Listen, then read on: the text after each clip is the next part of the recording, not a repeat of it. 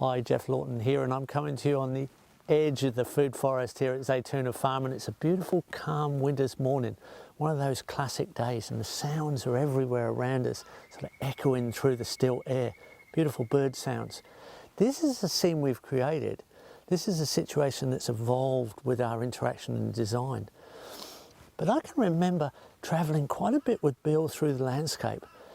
And it would be like travelling with a historian and a biologist and a zoologist and a geologist all at the same time. Bill will be talking about the ancient geological history of the landscape one second. The next minute he's talking about different landscape farming practices, water flows, or minute details like tiny little elements in water we might come across and little tiny organisms, or suddenly a bird takes off and he'd know the name of the bird, or he'd know what bird call that is, that sound. Just so connected to the events happening all around him all the time, with so much passion and interest.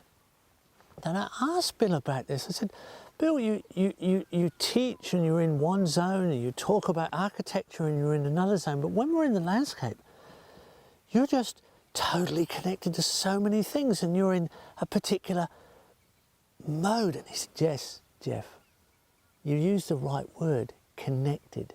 It's about connections.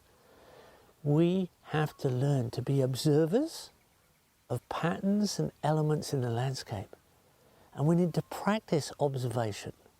You have to get yourself in that mode of operation where you're almost like a 4-year-old.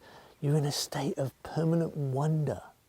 And it's in that state, when you're not distracted, when you're purely observing, that you see the elements and you see the connections. And what you realize is you don't have to go looking for miracles. There are miracles happening around us all the time, everywhere. And they're in all the elements of connection, in the past, in the present, and potentially in the future, by the way we use those observational experiences, by realizing there are beneficial connections we can design to create landscapes that are just gorgeous, productive, permanent, and sustainable. And I just realized, wow. In other words, Bill, you're giving me permission to just zone out, to literally be in a meditative state. And he said, Geoff, I'm not giving you permission, I'm saying it's essential. And that was such a realization, because I'd actually started to feel guilty at times when I was consulting for people. I would have to get in that meditative state, that zoned out state, to feel like I was really aware of everything around me, even the actual ambience of a property, as well as the connectivity. And that was the clue.